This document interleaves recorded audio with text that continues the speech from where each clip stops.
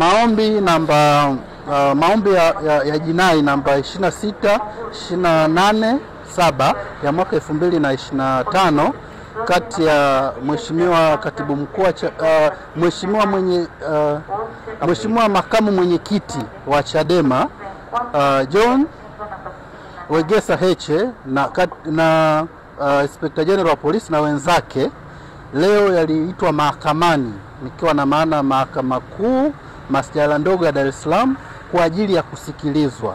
Sasa kama ambavyo tulitaarifu umma tarehe iliyopita kwamba upande wa wajibu maombi waliomba kuleta majibu yao, nikiwa na maana kiapo kinzani kujibu yale maombi ya mleta maombi, na ni kweli wameleta majibu na yalikuwa yametakiwa kuletwa sio zaidi ya jana tarehe 9 mwezi wa 11 2025, na walifanya hivyo, na sisi leo waliweza kutupatia nakala.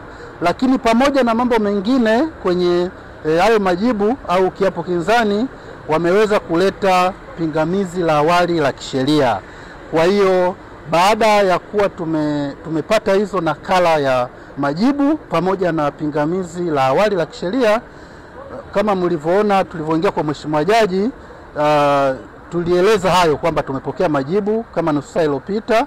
Sasa kutokana na mazingira yaliyokuwepo, pingamizi limeletwa muda mchache uliopita. Kwa upande wetu tukaona ni busara kwa faida ya mteja wetu tuweze kupata muda ili tujiandae tuje kufanya kile ambacho mteja wetu ametutuma kusikiliza, na mahakama sasa ipate nafasi ya kusikiliza pande zote na kutoa majibu ya pingamizi la awali pamoja na maombi kwa ujumla. Kwa hiyo Mheshimiwa Jaji amepanga tarehe 13 mwezi huu wa 11 2025 saa 4:30 asubuhi maombi yaje kwa ajili ya kusikilizwa kwa pamoja na pingamizi la awali la kisheria ambalo limeletwa na wajibu maombi.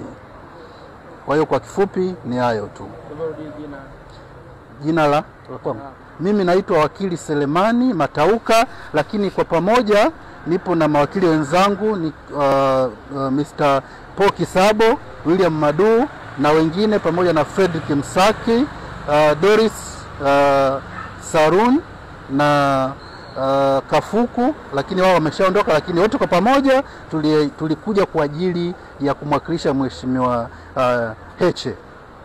Amefanikiwa kuona Heche labda ana hali gani kwa alipo, anasemaje kusema? Kwa ukweli kwa hizi siku mbili hatujaweza kufanikiwa, lakini kwa taarifa ambazo tunazo ni kwamba juzi na jana hali yake haikuwa mzuri na aliweza kufikishwa hospitali ya taifa Muhimbili kwa ajili ya matibabu zaidi. Kwa hiyo tukitoka hapa tutaweza kufuatilia zaidi ili kuona hali yake inaendeleaje, lakini kwa wakati wa siku mbili zilizopita hali yake haikuwa mzuri na alifikishwa Muhimbili kwa ajili ya matibabu na check-up zingine za kitabibu.